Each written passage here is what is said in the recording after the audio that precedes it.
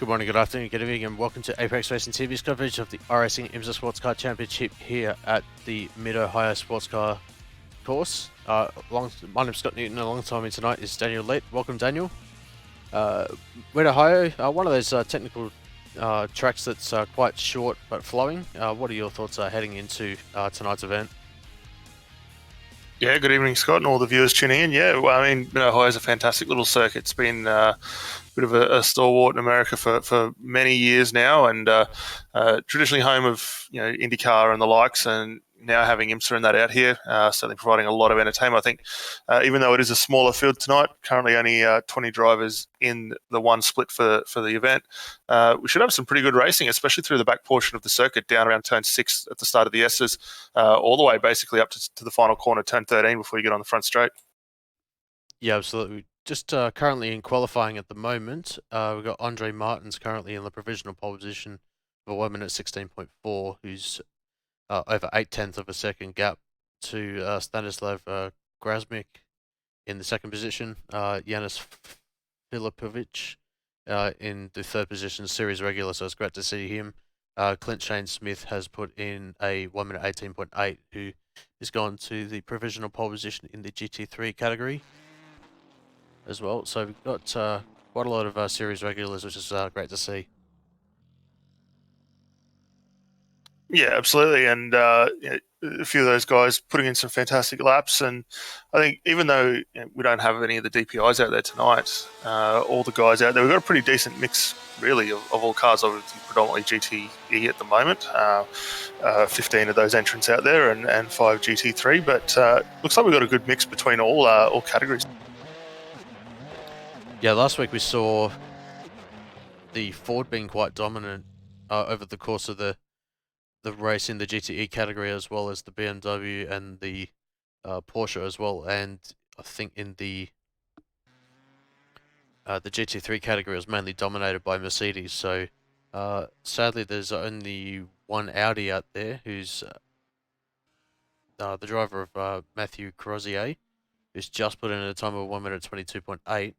Sadly, finds himself in the last position in the GT3 category, but still has put it in a qualifying time nonetheless.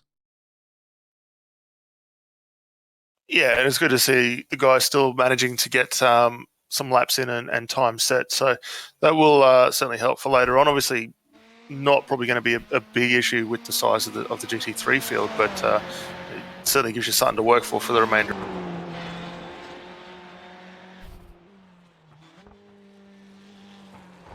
Yeah, absolutely. Just trying to reset everything, as I've had some technical issues to deal with over the last week or so. But yeah, hopefully I'll be able to sort them out relatively quickly. It's still got a couple of minutes left in qualifying. It looks as though that Moreira has not put in a qualifying time as of yet. There's still 3 drivers. Hartleaf has just put in a time of a 1 minute 22.4. We'll see whether he can improve on this second lap. Moreira is coming through the back section of the course now, heading into the final sector. Very, very tricky last corner, this one. You don't want to go too wide, as it'll hurt your run through the final corner, and he's hard on the accelerator. He'll put in a time of 1 minute 17.7, so he shoots up into 4th position. Great time for him. He's got under a minute left of qualifying, so I don't think he'll get another lap in with the time remaining. Look, based on where he is, if he's able to make something out of this lap, especially as he works his way down the back straight, unfortunately going to pull off, he might have actually had a shot to get a little bit further up. Only 0.7 of a second off provisional pole, currently hand in hand by Andre Martin in the Ford. So nice to have a Ford out there again on track as we jump back here. But Hartleff out putting in a lap, running a little wide through, where is he, down on the carousel there, so second to last corner, brings it down the lane. That'll end his session. Yeah, there's only a couple of other drivers Darren Knott, who's coming down the back straight right now. He's currently in 11th position at the moment. He is not going to put in a time as the qualifying session has come to a conclusion. And we'll be able to take you through the grid for the second round of the iRacing IMSA Sportscar Championship here at Mid-Ohio. And Andre Martins takes the pole position with a time of 1 minute 16.403. Alongside him is Stanislav Grasmik. Third position was Yanis Filipovic. And then in fourth position, Dalton Moreira. Fifth position, Harry Draper. Giovanni Pesevici in the sixth position. Andre Burek in the seventh position. Brian Pina in eighth. Shannon Clifford in ninth. Rory Karastanios in the 10th position. Darren Knott in 11th. Andrew Charles in 12th. Andrew Charles in the... Andrew Charles is in 12th position. Bart Hartlife in the 13th position. Hudson McHale in the 14th position. Mark Hagratz in the 15th position. And that rounds out the GTE field. And in the GT3s, a little bit smaller of a field this week, but Clint Shane Smith takes the pole position on a 1 minute 18.8. Ollie Hermie in the second position. Alan Day in the third position. Bradley Hudswell in the fourth position. And Matthew Crozier rounding out the field in the fifth position.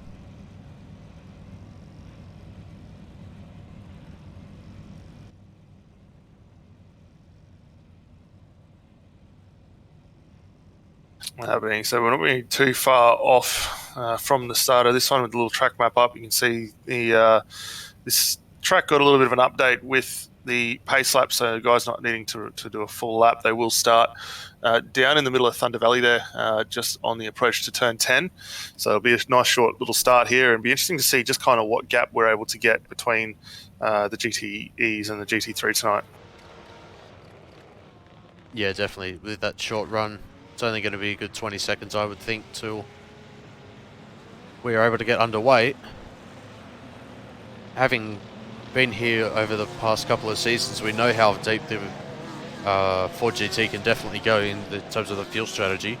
I will see how that will play out throughout the whole race, but Andre Martins is coming around the final corner. Go, go, go, green flag. And he's about to take the green flag, and Martins gets a great start, and he'll take the green flag into turn 1. Grasmik, Filipic, Moreira pretty much line of stern. Harry Draper in 5th. Pisavici in the 7th position has lost the place out to Burek, who's up in 6th. Going back to the GT3 field at the moment, Clint Shane Smith has already built up a 1 second gap over Hermie, and then Alan Day's sitting close behind him as well. It's good to see that Crozier has been able to get up into the 4th position over Bradley Hudswell, who's currently last in the field. It looks as though that Hagratz and Hartlife have not taken to the start, so been unfortunate for those drivers, but see that Filipovic is in the wall, and also, who is that? The number 19 car of Karastanios also into the barrier as well, so we'll have to try and get a replay of that in a little bit. But it looks as though that most of the drivers have had a fairly clean start as they're heading up into the final sector of lap number 1. Yeah, most drivers are getting away well. That little incident there down in turn number 5, so on the exit of the crest there before you drop down into the start of the S's. So we'll jump back momentarily and see what actually was the cause of that, as it looks like Filipovic is going to be out of this one. But other than that, most of the drivers now have started to settle back down into their rhythm and getting underway. It looks like we've got Clint Smith actually closing up on the back of Rory Kiristanius, the last car running in the GTE field. Obviously, we did see him getting caught up in that little tangle earlier on, so potential that he's actually going to drop a lap here. But the first 3 cars in GT3 actually starting to put a nice little bit of a distance between themselves and Martin Crozier and Brad Hadswell just behind there. So not too bad to see. It looks like Filipovic will be out of this one, but I did see Hartleaf actually being able to rejoin the race off the start there. We caught a glimpse of him quickly in exiting pit lane, so he will come through. He's got a lot of work ahead of him, though, having said, to get back up in the pointy end. Yeah, we'll actually try and get a replay of that right now. So it looks as though that Filipovic and who was that? Grasmic. It's Grasmic. So, actually, it looks as though that Filipovic had a technical issue of some kind, and then Karastanos had not a similar issue, but was unable to control the power of his BMW and fell off the track. So unfortunate for both of those drivers, as we're back onto the battle for the final step on the podium.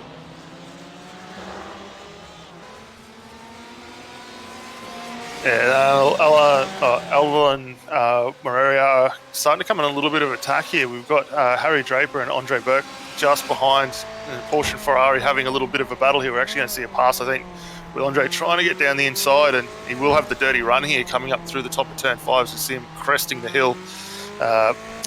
Harry just able to get back down, but looks to probably not be in the position that he needs to be. But these two giving plenty of room here as they start their way through the S's. Yeah, it's great to see that you can't go too wide through there, as Burek getting the job done on Draper. He's currently up 3 positions from where he started, so he's having a great start. Coming up to 4 minutes elapsed at the moment. So coming up onto start lap number 4 as well. Yeah, the Porsche looks to...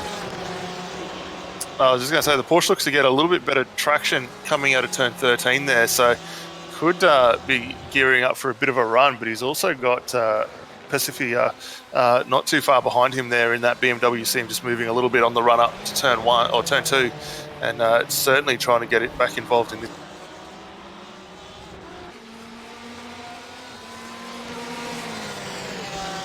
Also see that Hudson McHale has fallen down the timing screens as well, so he's fallen off the circuit somewhere, which he has, but he managed to rejoin in the 16th position. Oh, who is that? It was that Harry Draper.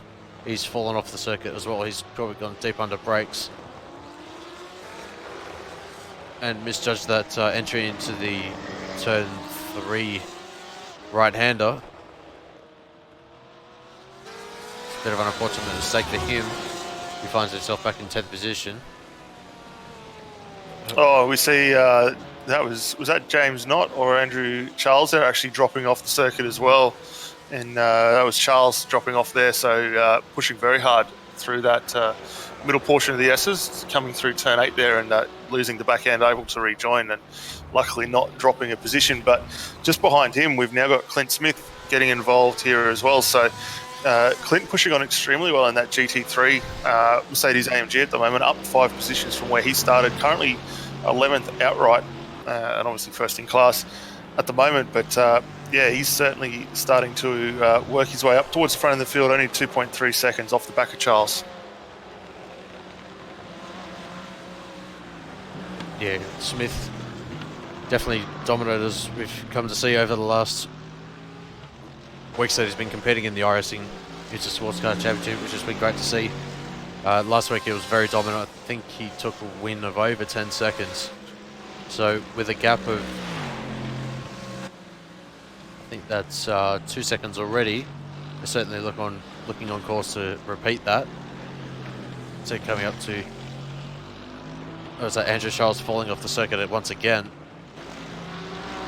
Bit of a tricky corner, that cresting left-hander at turn 4. Seeing a few drivers falling off the circuit there. Smith navigating the driver of Charles. Yeah, Smith able to get through quite comfortably on that one there. Charles giving him plenty of run through, but yeah, as you say, getting through the turn 4-5 complex as we jump back up to Knott. and Draper getting another little battle on. Draper coming back after that little off-track excursion we saw a couple of laps ago. He's looking very racy down the inside. Might get the car pulled up in time, as we've seen, not going very wide on the exit of the turn 2 through the keyhole. So he will go down a spot. Not quite going to fall into the clutches of Smith, but that will drop him down and not finds himself currently sitting 9th. Draper promotes himself back up into the 8th position. Yeah, last time around for Draper was at 18.4, and not last lap was a 20.0, so he was definitely trying to get past as quickly as possible. I reckon within the next lap or so, Draper will be on the back of Clifford, trying to make the move again. We also got this little battle here between Clifford and Pina for 6th and 7th position, both in the BMWs. Yeah, there's a good little battle starting to form up. Obviously, as we see here, 2 completely different lines through the final corner, leading onto the front straight, with Clifford going staying very shallow on the entry, while we saw Pia going a long way wide and trying to cut back deep into the corner. But we might stay on board here for a run around Mid-Ohio and just give you a good bird's eye view of the undulation change that these drivers are facing out here tonight.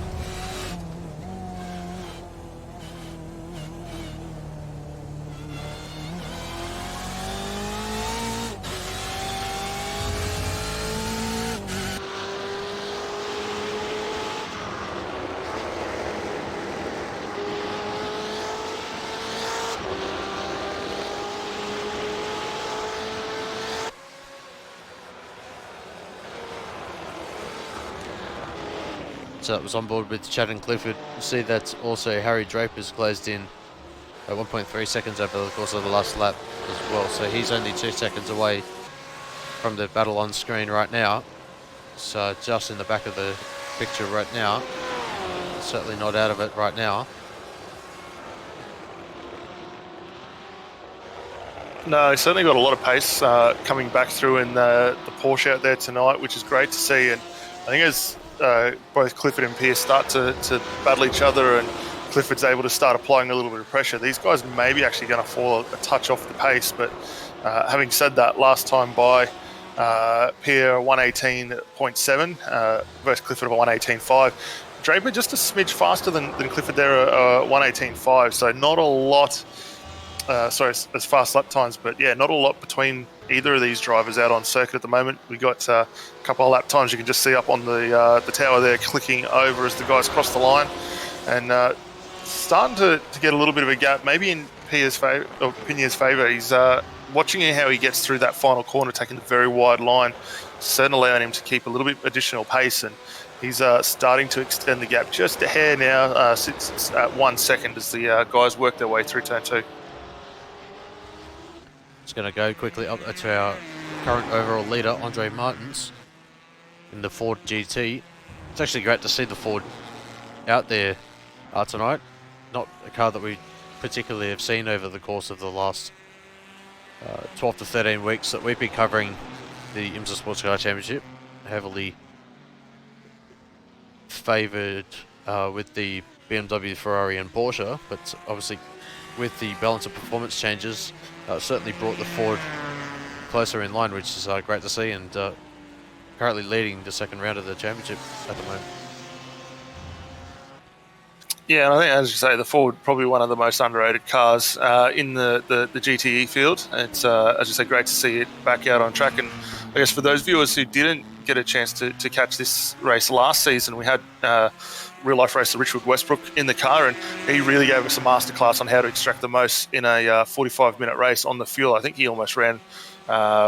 We thought that he potentially could go all the way, and he came in for a final stop with about 8 minutes left on the clock there, comparative to what we've traditionally seen throughout the whole course of the race, where everyone else was coming in around the 20 to 25 minute mark. So for the drivers who are up with it, as we see a little bit of a lose there from Cozier in the background in the Audi there, you can extract a hell of a lot of performance out of this car, and it's, as you say, great to see it out on track again.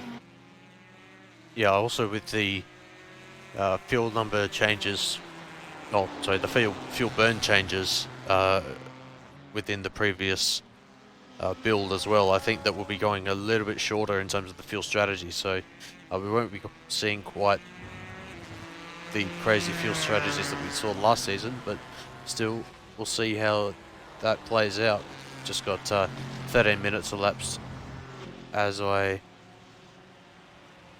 just see it tick over right now, but also just going to go quickly back to Clint Shane Smith trying to put a move on Darren Knott. Gap at the moment is 0.3 of a second.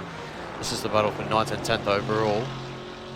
Smith currently class leader in the GT3s. Trying to look for a move up the inside, but not going to be able to get it done there. No, not quite look to see where he could do it, but Clint got a lot of pace in that car. Last time by, he was 0.7 of a second faster than Knott. So certainly a lot of performance in that. Likewise to Ollie Herman in second place in GT3. Clint's nearly a second a lap quicker at the moment, so he's certainly pushing on a lot faster in that car and working really well for his setup. We've seen him just get a move done there on Knott up through the keyhole, and he'll set his sights. Now he's got Harry Draper up ahead of him, and we just cut to these guys. Great little three-way battle. Yeah, absolutely. With Draper closing in on the last lap, he was only 0.2 of a second quicker, but with the two ahead of him battling, it's kind of slowed him up a little bit as he got a good run through 10.7 there, up through the left-hand sweeper of 10. Not able to get anything done this time as they're heading up onto lap number 12.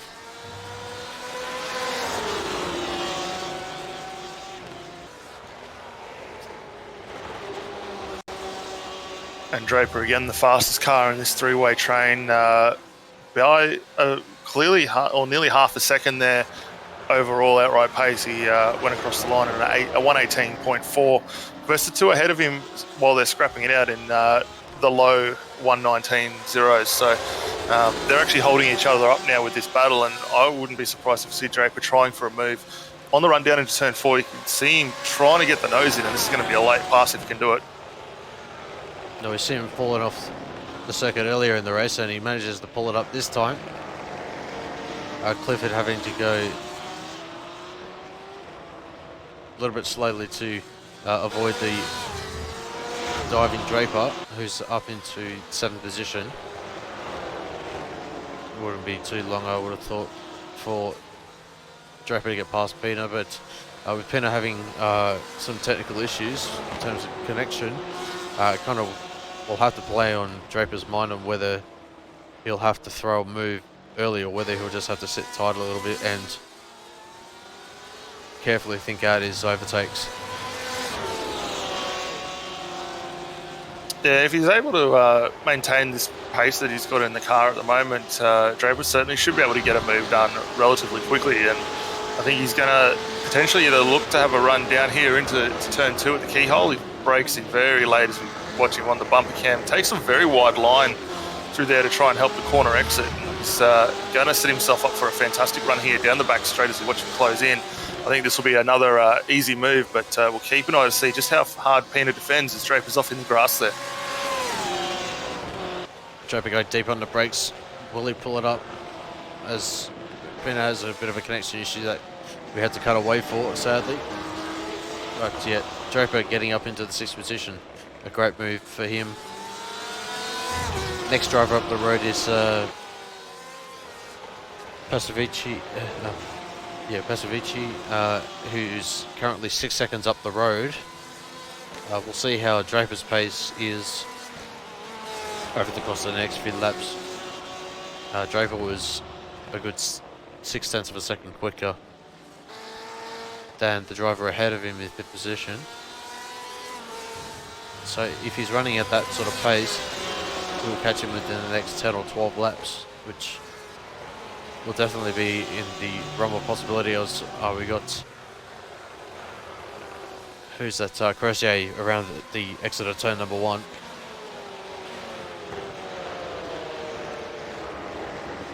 And that's an easy spot to go around there. It looks like Draper's also going to have a lap down car of Mikhail, and Hudson Mikhail just ahead of him there in the Porsche. So I don't think Hudson's going to put up too much of a fight. He will let these guys come through and continue their fight as see Draper going down and getting one up there. But these guys are all fighting extremely well tonight. They're doing a fantastic run. See Draper just a little wide on the exit on the turn into turn 6 there, but pushing on hard nonetheless. But while we've got a little bit of a break as that gap's unfolded, we might quickly duck through the grid or the standings at the moment just to recap where all the drivers are at the moment. Up front, Andre Martin in the Ford tonight, leading very convincingly up the road by 6 seconds ahead of Stadilov Gasmic in the BMW there, and just behind him we've got Adolson Moriara, so in the Ford, doing a fantastic job. Those guys haven't changed position, especially the top two have not changed position throughout the race. Adolson up 1 spot, currently sitting in 3rd. In our GT3s tonight, Clint Smith leading the way, well out ahead of the group at the moment. Currently finds himself 9th overall, so just goes to show how quick Clint is in that AMG Mercedes. 2nd place tonight, Ollie Herman, up 5 spots from where he started, so great run for him.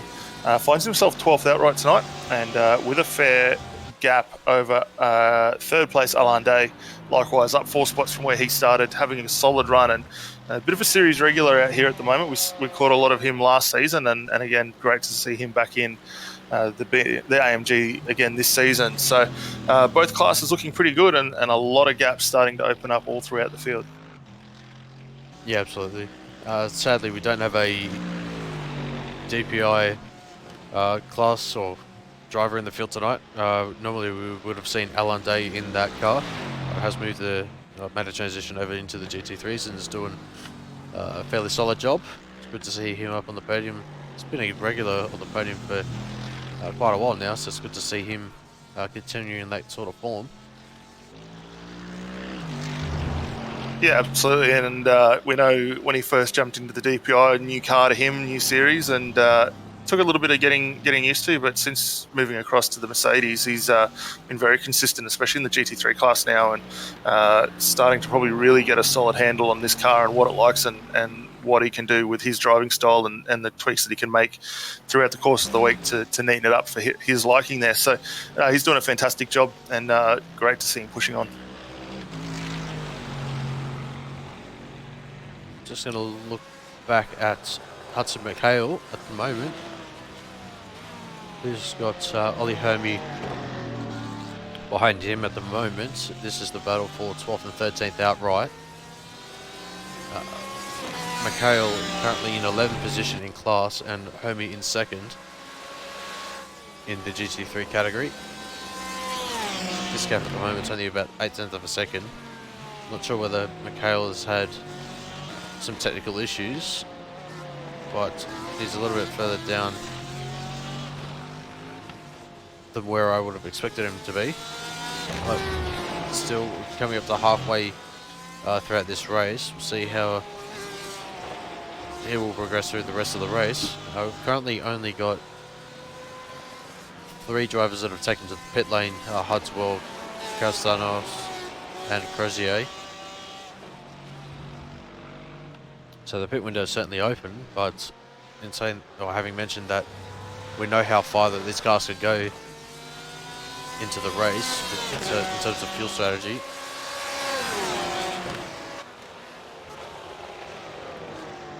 Yeah, we'll see how that will play out. We've got Pina and Draper.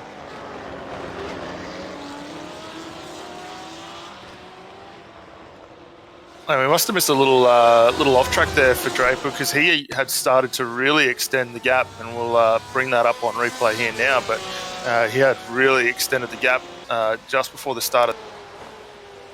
Oh, it looks as though they had a bit of a twitch on the entry to turn number 1 and managed to gather it back up on the exit of turn 1, and that allowed Brian Pina to jump through into the keyhole. So pretty much all that hard work that Draper did is all undone again. As we cut back to live, it's looking to size up the move, but yeah, Pina's technical issues with connection. It's certainly going to be hard to judge where he's going to be, whether he can throw the car up deep on the inside.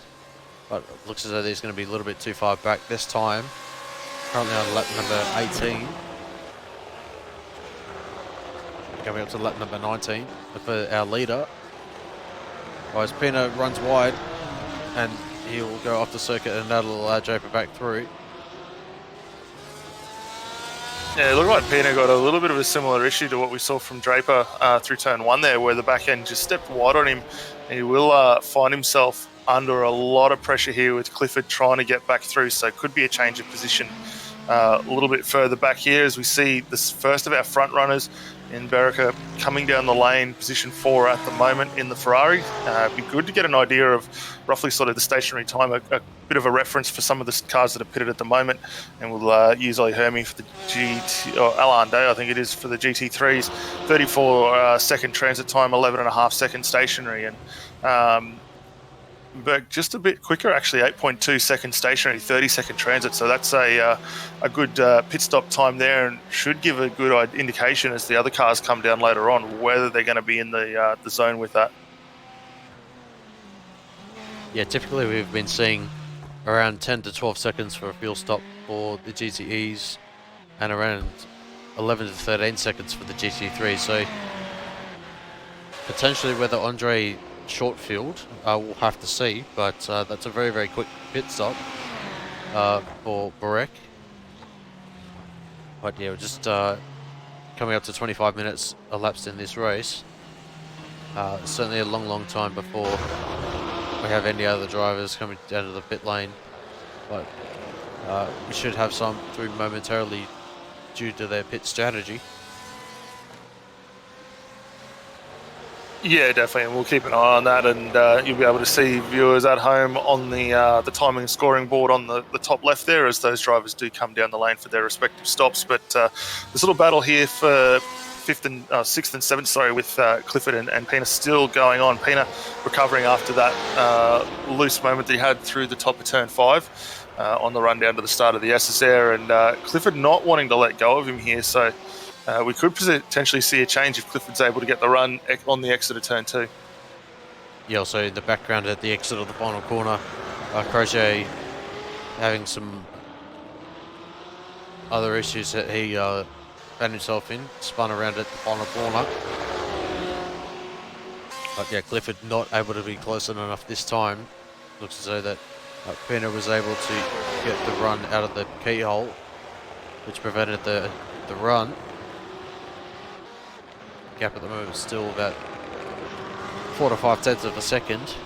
Also got a battle here, or an overtake, so Andrew Charles running deep under brakes and not able to pull it up, and that'll allow Darren not to go through. And we've got our overall leader Andre Martins in the picture as well, coming up to put a lap.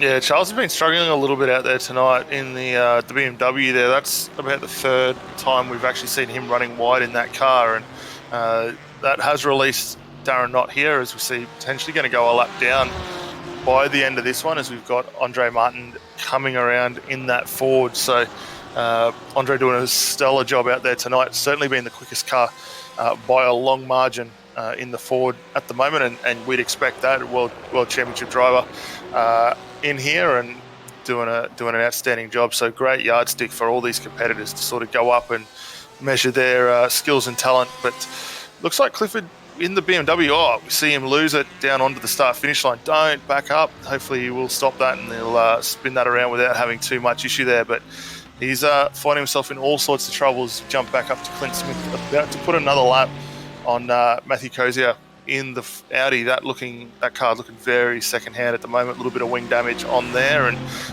probably not the best night there for Matthew at the moment. No, definitely not. And yeah, I saw a bit of a whisper as well that the VRSGT World Championship Series is not going to be a part of the iRacing World Championship Series for 2020, which is a bit of a shame. That was always one of the series that would be pretty much the top for any GT driver, and it's sad to see that it won't be around at least for 2020, but certainly hoping to see a GT Championship at the World Championship level around very, very soon. Yeah, definitely. It's a little bit of sad news that we got word of today with that champion. I think it's been in the running at least now for about 4 years. So it's been great exposure for a lot of these teams and drivers to get up there. But the whisper coming down the grapevine is that, yes, they are looking more at a more team-based series. So whether that is the likes of just GTE, or do they go to an IMSA series or Le Mans series, still yet to be seen. But certainly everyone will be looking forward onto the horizon to see what the replacement for that will be. Yeah, definitely. I've always been trying to get up there in terms of having a World Championship license, but yeah, it's with that news, it's certainly going to jump around my commitments as both as a driver and potentially whether we see that turn into a commentary role, who knows. But yeah, as a driver, yeah, it's certainly very, very difficult to get into a series like that, and certainly a credit to all the drivers that do make it and are able to maintain the license as well. Absolutely, and I mean, iRacing really only give those licenses out to the top percentage drivers here, be it road, GT, or ovals and dirts and the like. So certainly for the drivers that have got them, very talented bunch, and certainly capable of really driving anything that they get out there for. As we see Cozier off wide, exited turn 1 there, flicking the Audi around. So he's had a little bit of an off track. Looks like our GT3 class leader Clint Smith has come down the lane for his stop as well, and back out on circuit as we see Andrea putting another lap on. Well, actually, he's put a lap past Hudson McHale, so currently in opposition at the moment, and will be his next target. Currently on his run up through to turn 9, so a little bit of a ways to go as we see Martin coming through the top of turn 5 and down into turn 6. Yeah, also can't forget the F1 drivers that have had a World Championship license as well in the past, but that's obviously turned into the Porsche Esports Super Cup as well, which has been great exposure for all of the drivers that have been competing in that series as well. We've got one more round of that championship to go. I think that is at the conclusion of this month, on the 28th, and that'll be at Monza. So it'll be a great round to watch for that one. Cliffhanger as well, with I think 4 drivers still mathematically within the shot of the championship. So certainly be one to watch on their iRacing Esports Network, 1400 GMT on Saturday the 28th of September, if I remember correctly. It's very, very close to that day, but definitely on the last Saturday of the month. Certainly I'll be tuning into that one. Got a couple of teammates in that one as well, so certainly looking to cheer those drivers on. Yeah, absolutely. I think that'll be a great battle to watch as we jump back here. Clifford and Peanut still going at it. 25 lap down, 30 minutes on the clock, and they're just about to come up onto the back of Alain Day as we see Clifford getting a little wide, and actually both drivers dropping into their lane for their one and only stop. That will release Baraka just behind, as we see him going through and bottom of frame there. But we'll keep an eye on both these pit stops here. We could position or see a change of position as these guys come through. Henry Draper up on screen now. He will get past these two and reclaim his position, but pit stops still going on for both these drivers. 10.1 seconds for Pena, and Clifford in the lane for a long time. He hasn't released yet, and just ticks over 20 seconds now. I think is he jacked up on the car? I think he might have taken tyres. It looks like he may have, so might not have got those removed off. If he has, these cars do a one tyre a corner change, so a little bit different to what we've seen previously as that car drops. So he has taken tyres. That was a 40-second stationary hold, so that is going to drop him well down the order. Currently in 11th place at the moment, but with 15 minutes to go, he might be actually able to pull something out the bag here with the fresh rubber. Yeah, we'll certainly look to see what his lap times are, but with that pit stop delta, that's brought him all the way back out in 10th place in class and 11th overall as Smith, the leader in GT3s, is 11 seconds up the road. At the moment is Pasavici has just come out of the pit lane, so Draper has got past him and is up into 5th place.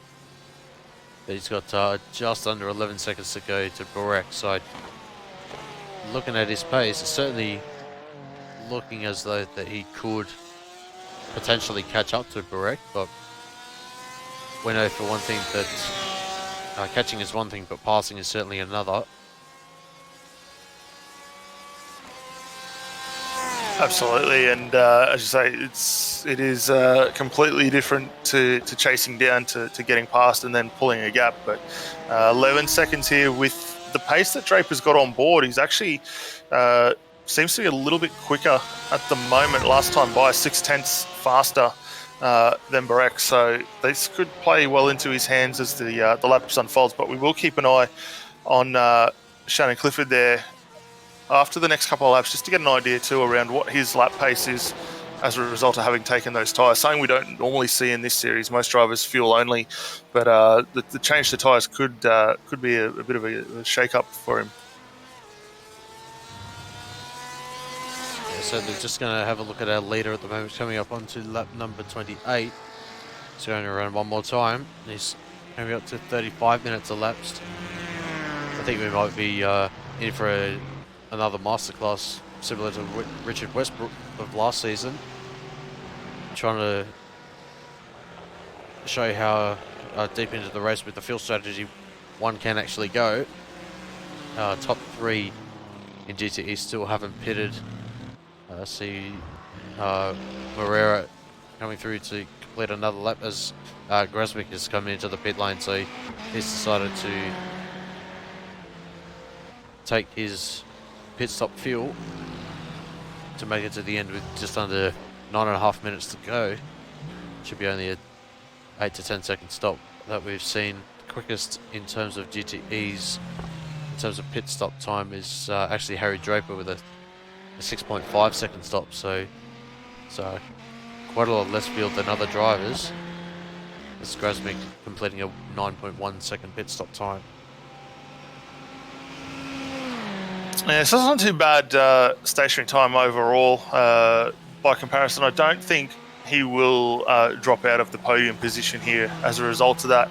But we will keep an avid eye. It looks like our race leader, Andre Martin, has come into the lane finally for his stop here. He brings the Ford in, and keep an eye on where he finishes up. Having said that, he's got a massive lead at the moment to the tune of about 29 seconds. So he's got plenty of advantage left in it, and I don't think we will see him actually potentially drop the spot as we drop back here. Darren not up on camera at the moment, still trying to work his way through a little bit of lap traffic. He's got Ollie Herman just ahead of him in the AMG GT3, and just behind Darren is that's a Ferrari. I think that might be Bart Hillfill behind him there. So, but still trying to work his way back after those earlier incidents. Currently running 17th overall, and about, where are we? 4 laps or 2 laps, I believe. Yeah, off the pace. So a lot of work for him in the back end of this race. Yeah, with Knott's last time 20.1, following up with a 20.5, so potentially the GT3 ahead is holding him up just that little bit. We'll see whether he can make a move down the back straight out of the exit of the keyhole. Trying to look up the inside, but not getting the run. Running quite a lot wider than would have expected, but that Mercedes has got a pretty nice exit out of the keyhole. Also got a Ferrari in tow. Who is that? I think, yeah, as you say, that's Hard Life. But yeah, that GT3 of Ollie Hermie jumping out of the way. Not much to fight for in terms of position. So pretty smart driving. No, and I think that's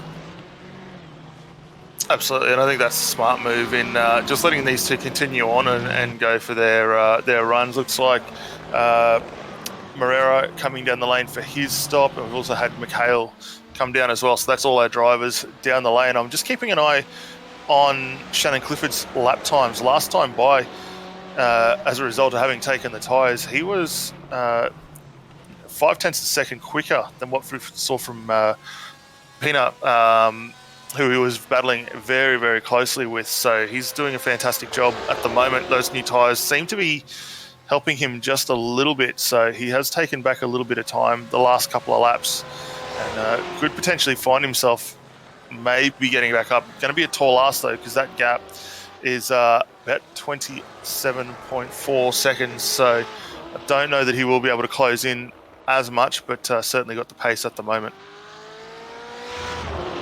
Yeah, with only just clocking on to 6 minutes to go plus 1 lap, I don't think that he will catch him at the rate that he is at the moment. Probably need at least a good 5 or 6 seconds a lap faster, which is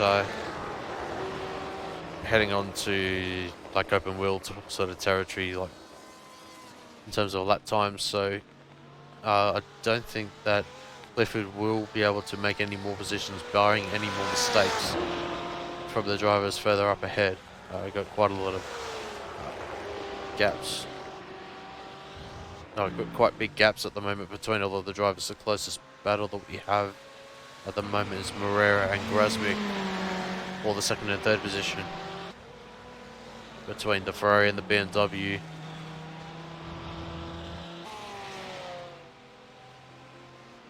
Yeah, there's not a lot between these guys. Both cars now have completed their stops. Moreira did come out of the lane last time by, so he was one of the last runners to come through for his stop. But Grismick putting in some very solid laps at the moment. Last time by for him was a 118.8, so the advantage of having those slightly warmer tyres really starting to pay off for him. The gap sitting around a second at the moment will close a little bit as we see the guys coming up through the twisty portion of turn 5 and dropping down into turn 6 here. Is watch the elevation change, a little bit of off camber through turn 5 and down here into turn 6, and they'll start their run through the S's over the bridge here. It's a little bit deceptive coming through, being that you see the crest and you can't, it's a blind entry into this corner, and both guys getting the cars off well. So if anything, I think Moreira got just a touch more consistency in that Ferrari, was able to extend the gap just a little bit, and maybe we'll keep an eye next time by, should be able to set a slightly quicker lap time as a result. Just going to monitor the lap times this time around. Moreira 18.3 and Grasmick on 18.4, so Moreira just edging out that gap a little bit, only 0.8 of a second last time around. Gap up to 1.2 at the moment. So it looks as though that Moreira didn't get the greatest run through the exit of the keyhole. Lost about, I'd say, 0.2 of a second just through that mistake there.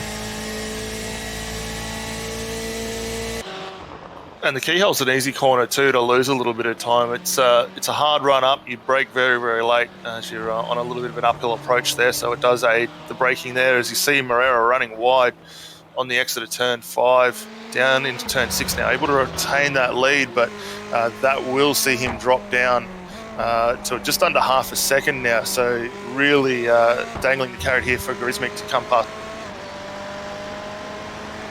Yeah, gap fallen to just under half a second. Coming up into the final sector of the course. We're coming around the final corner. Grasmick getting a half decent run, but yeah, that acceleration out of the Ferrari opened up that gap out of 10th and a half, so the gap opened up to 6 to 7/10 of a second.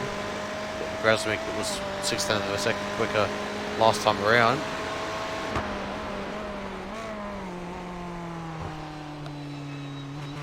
Yeah, we see both cars getting through pretty nicely through turn 2. If anything, Moreira maybe a touch quicker, able to get the car rotated enough and a little better on the exit there, and should retain that gap. It's pushed out now to 7/10 of a second, so he's doing a fantastic job to try and hold off the advances of Moreira. Andre Martin just closing across the line now, so that'll be 2 minutes to go, so we're going to probably be in for another 2 laps before the end of this race. So Gresmick probably got an opportunity here if we do see Moreira have another one of those little slip-ups and issues and run the car wide off the circuit.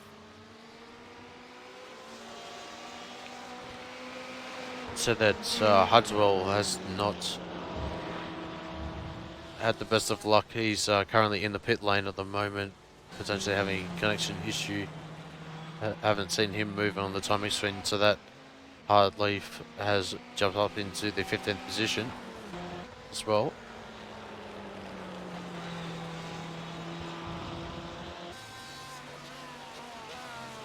This battle for second and third still heating up, sitting at about 0.8 of a second. Looks like they've got Hudson McHale just ahead of them as well, so could potentially come into play with, I believe it'll be 1 lap to go, as our race leader currently working his way through turn 12 and 13 at the moment. So these two still pushing on. Grismick a little quicker lap time by down the back straight, closing that gap up 0.6 of a second now. So work their way down over the top of turn 5. It's a very shallow exit to set up for turn 6, and both guys able to get a nice run through there. Moreira just a touch better. So work their way down into turn 9 now. Blind crest. Back end really stepping wide, or wants to step wide through that corner. So these guys working very, very hard. Yeah, absolutely. With Grasmick, we'll pretty much have 1 more lap of opportunities left to try and get up into the second position. We'll turn our attention to our leader, Andre Martins. Current GT WCS driver. Yeah, pretty much a faultless performance. Led from start to finish. He's opened up a 36-second gap, and what more can you say about the caliber of Andre Martins? Well, that's it. I mean, the driving speaking for itself tonight. He's, as you say, led start to finish, opened up a fantastic gap to second place, the tune of 36.5 seconds now, and hasn't put a foot wrong the entire race. So fantastic and well-deserved win going. So Andre Martins will take the second round of the iRacing IMSA Sportscar Championship 1045 GMT split. So congratulations to him on the win tonight. Moreira and Grasmick still fighting it out for second and third, but we'll turn our attention to Clint Shane Smith, who will take the win in the GT3 category tonight. So he goes back to back in the GT3 category for season 4 in this broadcasted split. So congratulations to him. See Moreira able to hold on to the second position, and Grasmick will cross the line for third. So congratulations to those two running out the podium in GTE. We've got Draper was not able to close on to the back of Barek. I think he's already just crossed the line now, so Draper will come across the line in 5th position. And then Ollie Hermie coming across the line as well for the second position. Alan Day is just in the back of shot right now, so he will round out the podium for the GT3 category as well. We got, I think that's Andrew Charles as well behind him. So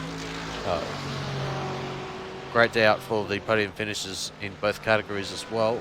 Also, good to see that Draper was able to recover from his earlier issues as well.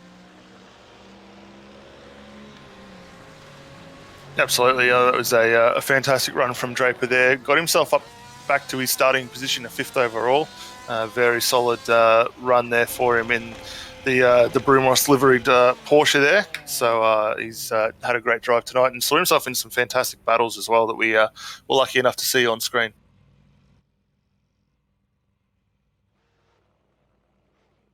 So now we'll be able to take you through the final race results for the second round of the iRacing IMSA Sportscar Championship. So Andre Martins takes the win, 36.05 seconds ahead of Adalton Moreira. Stanislav Grasmik only 7/10 of a second behind. It was a great battle throughout the whole race. Opened up a little bit in the first half of the race, but after that pit stop, it certainly closed back up, and we were in for a fighting battle all the way to the end of the race. It was great to see.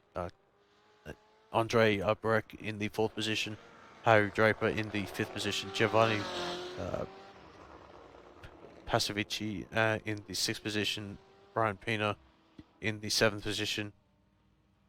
Clint Smith takes the GT3 class win, finishes 8th overall. Shannon Clifford in the 9th position overall. Hudson McHale rounding out the top 10. Ollie Hermie finishes in 11th position overall and second in the GT3 category. Also, just behind him was Alan Day, finishes around 5 to 6 seconds behind him. So it's still pretty close in the battle for the second position in GT3, but still had a little bit of a gap towards the end there. Andrew Charles in 13th position, Darren Knott in 14th, Bart Hartleaf in the 15th position, and our retirees Bradley Hardswell, Matthew Crozier, and Rory Karastanios, Yanis Filipovic in the 19th position, and Mark Hagaratz in the 20th position, not taking the start. Yeah, that was a great run from all there. So to all the drivers, congratulations. It looks like we've got our GT3 class winner Clint Smith up in the waiting room. So we might bring him down and we'll have a chat and a discussion about how his race went. So welcome, Clint. Congratulations on the GT3 class win tonight. The AMG Mercedes looking very, very strong in your hands, and you opened up yourself a fantastic lead and maintained that throughout the whole race. How was it out there? Yeah, good evening, guys. Thanks for that. Track conditions were pretty good. I think 28 degrees was the track temperature. So, it was pretty manageable. And the setup I had on the car was more of a conservative one. So it's not my fastest setup I've got. So, but just wanted to take it easy because unfortunately the race before this one, I was leading the race and I got the white flag and I got a disconnection. So. So kind of, I was seeing red in this race, so I feel sorry for the other guys. Oh, look, you say conservative on the setup, but the car looked absolutely faultless. It was setting pretty consistent lap times out there. Obviously, the fastest in the class, but you seem to find yourself mixing it up again with some GTE cars. And how did you find having to work your way through that traffic? Some of it was pretty manageable, but some of it was a bit sketchy. Some of the drivers coming back on the track and things like that. So, but we managed to make it through all right. Unfortunately, with this middle higher track where the grid starts, it doesn't give you enough of a gap to leave in front, unfortunately. So, yeah, that's best part of racing. So, but yeah, we managed it, and everyone played fair. So, yeah, play on. That's it, mate. Well, it's 2 from 2. You took the win last time out at Laguna Seca and against the midnight at Mid Ohio. Are we likely to see you back again and try for the 3? I should be here next week. Unfortunately, I got some commentating duties this weekend, and then I'm heading to New South Wales on Wednesday. So we'll see how we go. If I can get some laps in under my belt before the race, but I should be here next week. Fantastic, mate. Well, before we let you go and enjoy the victory celebration, is there anyone you'd like to give a thanks to help you getting this one? Yeah, as always, thanks to Apex TV for putting it on. So it's always good to watch it back, and you guys do an awesome job. Obviously, my own esports. I'm a solo driver, so CS Esports, Virtual Racing School, Joel Real Timing, MS Flooring, and soon to be Kokoda Simpson Skins. Unfortunately, I couldn't run my new skin tonight because he's had some hardware dramas, but I should, fingers crossed, have it next week. Fantastic, mate. Well, again, congratulations on the class win tonight in the GT3s, and all the best for the week. Hopefully, like I say, we'll see you back out again next week. I believe we're off to Road America, so that should be a great circuit. Yeah, no problem. Cheers, guys. Have a good night.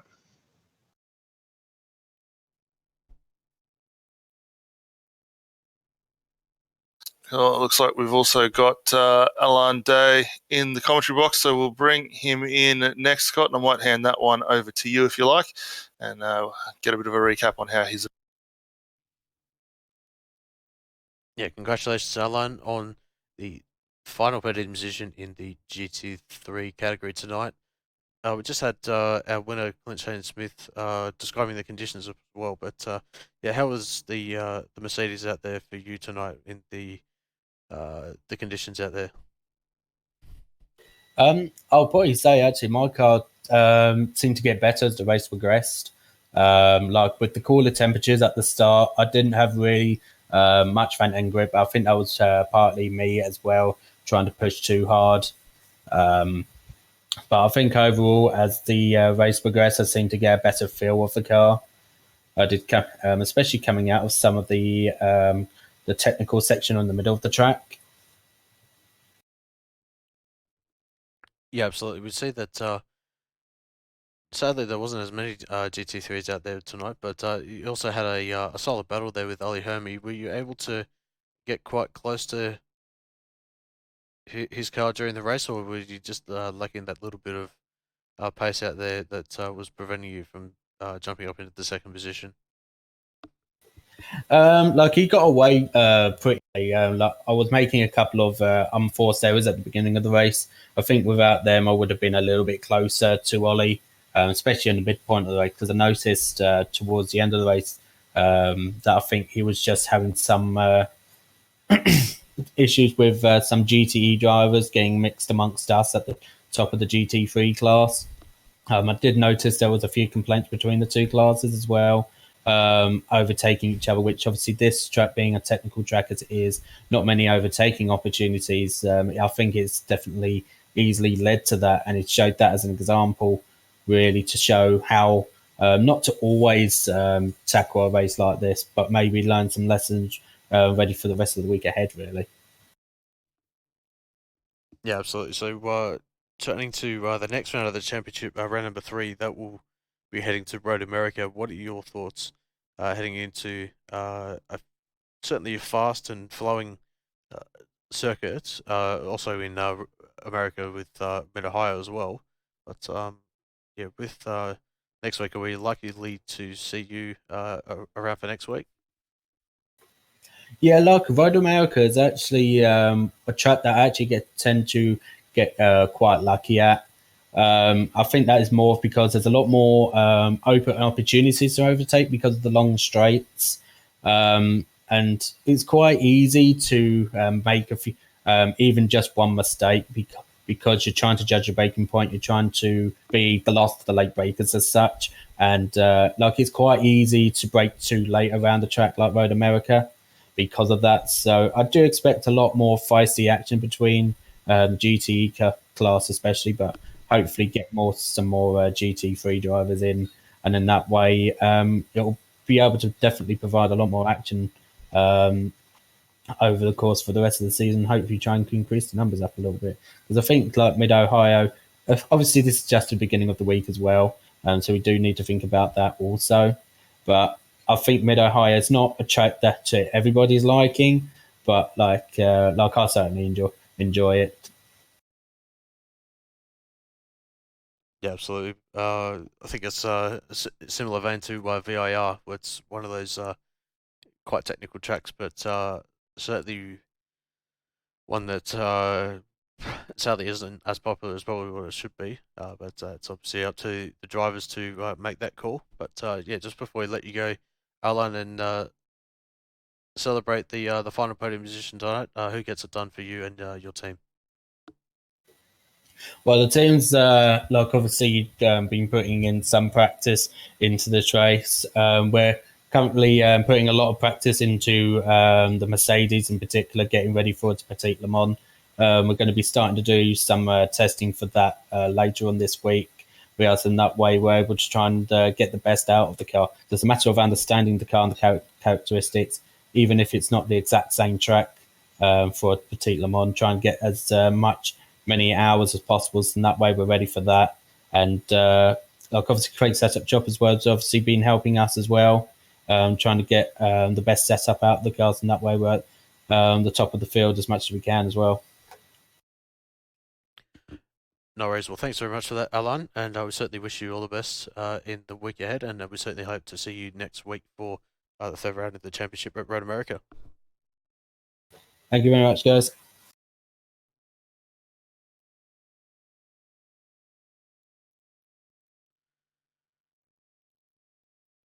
So that was Alan Day coming home in the final podium position for Team eBrit. And yeah, certainly well-deserved podium position for him. And also to our winner in the GT3 category as well, Clint Shane Smith as well. We also see that Andre Martins was in the YouTube chat as well. Certainly offer his my congratulations to him as well for taking out the win as well. But yeah, we're just quickly going to go through the the upcoming broadcasts on Apex Racing TV. Got the schedule up in front of me. So later on tonight, we've got the BSR MX5 Pro Series. That'll be on at 19:15 GMT. That'll actually be broadcast on the iRacing Esports Network.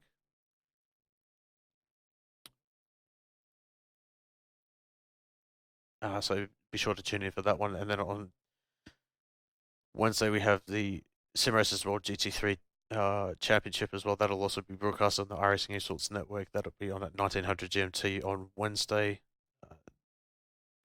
Thursday night, we've got the Apex Racing League TCR Championship. That'll be on at 1900 GMT as well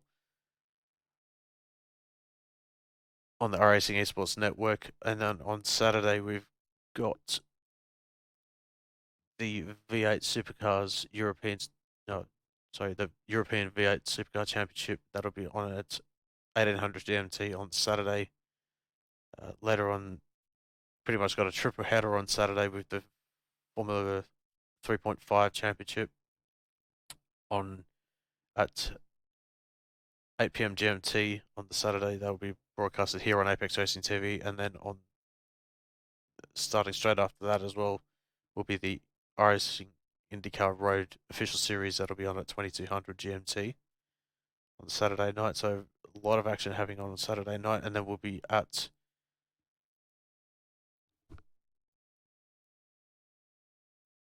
just once I bring up the schedule for the AMF GT Championship as well. We'll be at Monza for that one as well. That will be on at 10:45 GMT as well for that one. So be sure to tune in for that one. And then on Sunday night, European time, 1900 GMT, we've got.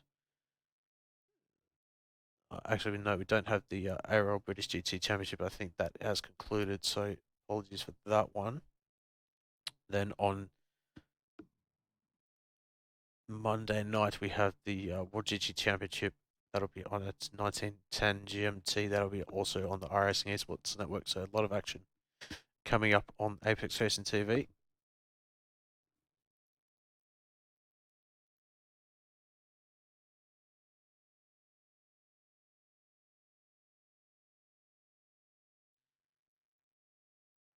As well. Yeah, that being said, sorry, Scott. Yeah, that being said, there's a lot of great championships still to play out over the course of.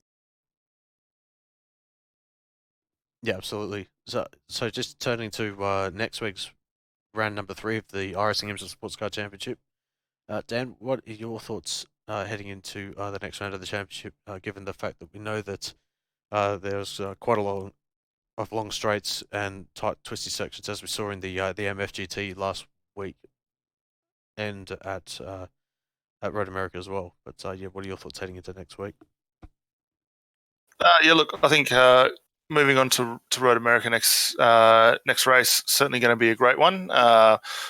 For the viewers that didn't get a chance to see it, if you want to tune in and check the AMF race out, that was a fantastic run, included the GTE cars out there. And as you say, a lot of long straights there, get into some very technical narrow corners. I think car setup is definitely going to be key, especially keeping that left-hand side of the car working around the likes of the carousel. Obviously, very left-hand dominant, right-hand dominant circuit, so getting the most out of that left-hand side is going to be critical. But yeah, a couple of real tricky spots that you need to be aware of. Obviously, the run through the carousel, probably the big one. The run through the kink on the exit there, if it is the most critical point in getting it right. If you can maintain the speed, it sets you up for a fantastic run down into Canada Corner just before you close out the rest of the lap there. So consistency and setup in the cars is going to be key, I think, for the guys that can get their heads around that and make the left-hand side of the car work for them and be kind on the tyres is certainly going to go well into the race. And as we saw tonight, the pit stop window was very large, anywhere from about the 20-minute mark right through to about 38 minutes tonight. I don't think we'll see it quite that large next weekend, but certainly the guys will certainly have a lot of option and decisions of where they want to make that stop and potentially could see themselves jump or fall down as position depending on how they base that. Yeah, absolutely. Certainly looking forward to the next round of the championship at Road America. We're at the same time at 10:45 GMT, 18:45 Australian Western Standard Time, 20:45 Australian Eastern Standard Time. Just a quick warning that within the next couple of weeks, I think it's the first Saturday of October, first Sunday of October, Australian Eastern Daylight Time will be enforced. So we'll be switching the broadcasted slot back to 8:45 GMT due to that. So just a quick warning for all of the viewers and the drivers that normally make the race possible, and it's always great to have you both on the track and in the various social media channels tuning into the race. So we really appreciate your company. Yeah, just any other thoughts, Dan, before we pretty much wrap up the broadcast tonight? No, I think you've pretty much covered it all, mate. I think, yeah, as you say, the daylight savings will be the next big thing in the upcoming couple of weeks. So we'll keep an eye on that. I believe that will transition around the 6th of October. So a couple of weeks to go before that takes effect, but it will be just an hour difference, which isn't too bad there. But hopefully a lot of the regular drivers will be able to make those adjustments and we'll continue to see them putting on a fantastic show for the series. Yeah, absolutely. So yeah, that'll pretty much wrap up the broadcast for the second round of the iRacing IMSA Sportscar Championship. We certainly look forward to your company in an upcoming broadcast on ApexRacingTV, and also for the next round of the championship, will be at 10:45 GMT as always on the Tuesday. We thank you very much for your company, and we wish you all the best, and we're certainly looking forward to your company next week.